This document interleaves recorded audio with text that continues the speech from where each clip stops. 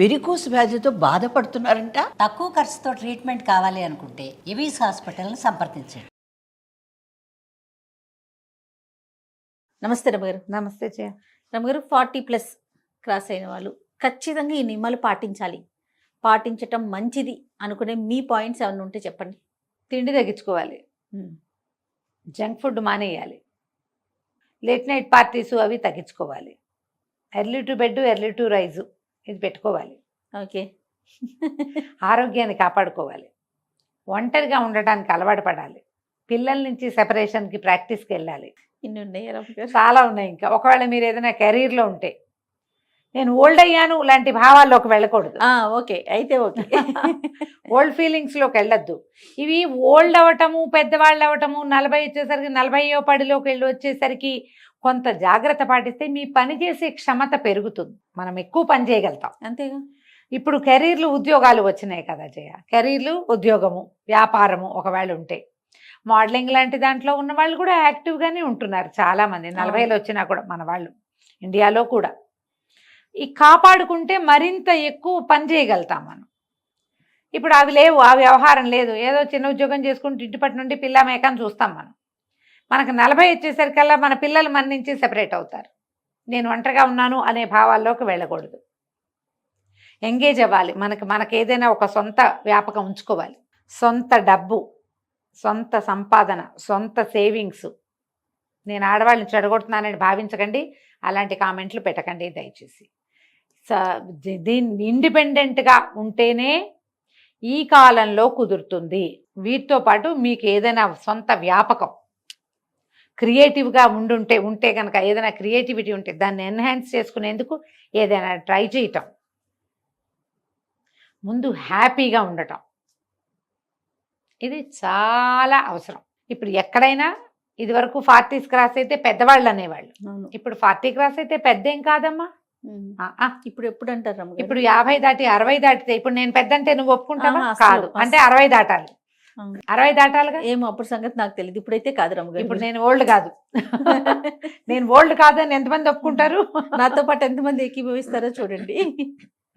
నా వరకు నేను ఇప్పుడు ఒక ఏడాది 2 ఏళ్ళుగా నేను ఎక్సర్సైజ్ విగరస్గా ఎక్కువగా చేయటం, బాగా నడిచేయటం అవి తగ్గించుకున్నాను. ఏవో హెల్త్ ఇష్యూస్ రకరకాలు ఉన్నాయనుకో, కానీ నేను ఎంతమంది వచ్చినా వంట చేసేయగలను, ఎక్కడికైనా వెళ్తే 4 అడుగులు నడవగలను. జంక్, సాధారణంగా జంకులు తిన్ను, అన్నీ కూడా తెలిసిందే. అవునండి, తక్కువ తింటాను. రాత్రిపూట ఫుడ్ తక్కువ, పూర్తిగా తక్కువ. మరి 1 గంట 2 దాకా పార్టీలు వ్యవహారాలు ఏదైనా పెళ్లికి వెళ్తే ఏదో 11, 12 అవుతుంది, కానీ సాధారణంగా 11, 11 ఒకలా నిద్రపోతాను. నేను యాక్టివ్గానే ఉన్నానని నేను భావిస్తున్నాను. నాకు అంత మూమెంట్స్ స్లో అవ్వాల. అవును, నాకు ఫాస్ట్ మూమెంట్సే ఉన్నాయి. నేను గబగబా పని చేసేయగలను. అమ్మో ఇదంతా నేను ఎక్కడ చేస్తాను లాంటి భావాలు లేవు నాకు. నా వల్ల కాదు, చేయలేను. ఏవో నెప్పులు గిప్పులు కనపడుతున్నాయి అప్పుడప్పుడు, మెనపాజ్ వల్ల కనిపిస్తాయి కదా, ఉన్నా కూడా నేను పని చేయలేని పరిస్థితి, అవి నాకు లేవు. ఇంకా నేను అనుకుంటాను లోపల ఉంది, ఇది హెల్దీగా ఉన్నాను నేను లోపల నుంచి. స్ట్రెస్లు వస్తాయి నాకు కూడా, నేను దాన్ని బీట్ చేస్తా. డిప్రెషన్స్ వస్తుంటాయి నాకు కూడా, చాలా డిప్రెస్డ్గా ఇదంతా ఏమిటి ఈ జీవితం అలా అనిపిస్తుంటుంది. దాన్ని లాగి పక్కన పారేస్తూ ఉంటా.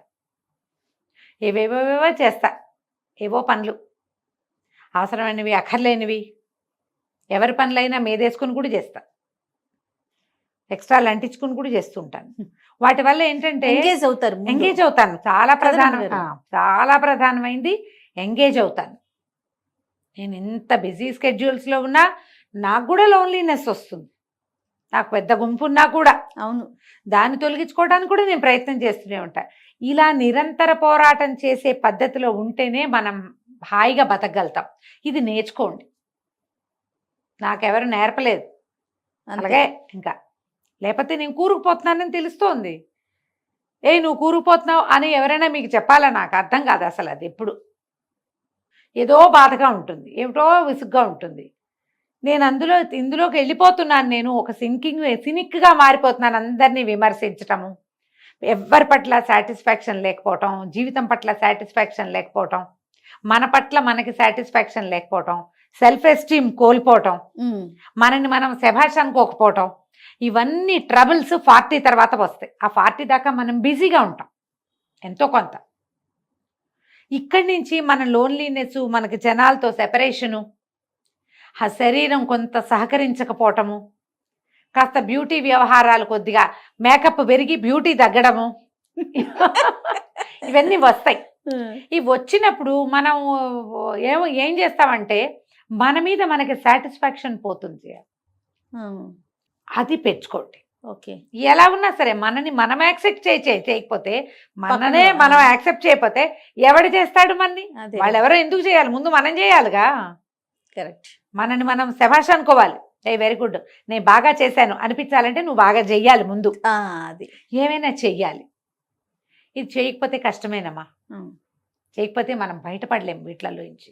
ఎందుకంటే మనకి సమాజాలు చిన్నవి జయ. అవునండి. నేను ఎప్పుడు ఈ మాట చెప్తూ ఉంటే జయ లోపల ఎలా ఉంటుందంటే ఏదో నొప్పిగా ఉన్న ప్రాంతాల్లో మళ్ళీ కొడుతున్నట్టు ఉంటుంది. ఇక్కడ మోచేతి మీద దెబ్బ ఉంది, అక్కడ మళ్ళీ దెబ్బ తగిలితే ఎలా ఉంటుంది? అలా అనిపిస్తుంది నాకు ఈ మాట చెప్పటానికి. మనకి మన అమ్మా నాన్నలకి మనం ఒకళ్ళే ఇద్దరే పిల్లలుగా మనం కూడా ఉన్నాం. కొంతమంది నా ఏజ్ ఉన్న వాళ్ళు ఉన్నారుగా. మీకు కజిన్స్ తక్కువ, అందరికీ ఒక్కొక్కళ్ళు ఇద్దరిద్దరు. మధ్యలో ఈ కరోనా దౌర్భాగ్యం వచ్చి కొన్ని పోయినాయి టికెట్లు, జనం తక్కువ. ఫ్రెండ్ సర్కిల్ మెయింటెనెన్స్ అందరి వల్ల కాదు, ఫ్రెండ్స్ తోటి కూడా తూతూ మేమే అనుకుంటూ ఉంటారు. ఒకళ్ళనొకళ్ళు యాక్సెప్టెన్సీ పోయింది. ఎప్పుడైతే మనం పాండమిక్ చూసామో జయ, ఇతరులని భరించటం అనేదే పోయింది మన దగ్గర. ఇప్పుడు అలవాటు పడిపోయిందంట. ఇప్పుడు లోన్లీనెస్సే కాదు, అవతల వాళ్ళలో తప్పులు ఎంచడం మనం ఎక్కువగా చేస్తున్నాం. ఎంతసేపు తప్పులు ఎంచుతాం. అవును. అప్పుడు ఎవరుంటారు మనకి మనమైనా ఉండాలిగా. అంతేగా కదా. మనుషులు నుంచుకోండి. 40 దాటాక ఫ్రెండ్షిప్ చేయండి. ఇది ఒకటి నేర్చుకోండి. మీకంటే చిన్నపిల్లల్ని చూసుకోండి, వాళ్ళు యాక్టివ్గా ఉంటారు, మనం వాళ్ళతో పాటు లాగేస్తాం. నాకు అలాగే ఉన్నాయి టికెట్లు, చిన్నవి చిన్న ఫ్రెండ్స్. వాళ్ళతో మాట్లాడుతూ ఉంటే మనం ఇంకొంచెం యంగ్గా అవుతాం. అవును అవును. మన ఏజ్ ఫ్రెండ్స్ మనకి ఎలాగ ఉంటారు? మన క్లాస్మేట్లు, కజిన్స్, క్లోజ్ కజిన్స్ ఉంటారు. వీళ్ళతో పాటు చుట్టుపక్కల ఇళ్లలోనో ఏ ఫేస్బుక్ ఫ్రెండ్సో యంగ్స్టర్స్ అనగానే ఎక్కడికో వెళ్ళిపోద్దామా. కొంచెం మోతాదుగా ఉండి ఉంచుకోండి ఫ్రెండ్షిప్. ఎవరితోటైనా కబుర్లు చెప్తూ ఉంటే అప్పుడు అన్నీ బాగుంటాయి. నేను ఎప్పుడో చూసాను గుడ్డి సినిమా. గుడ్డి తెలుసా నీకు?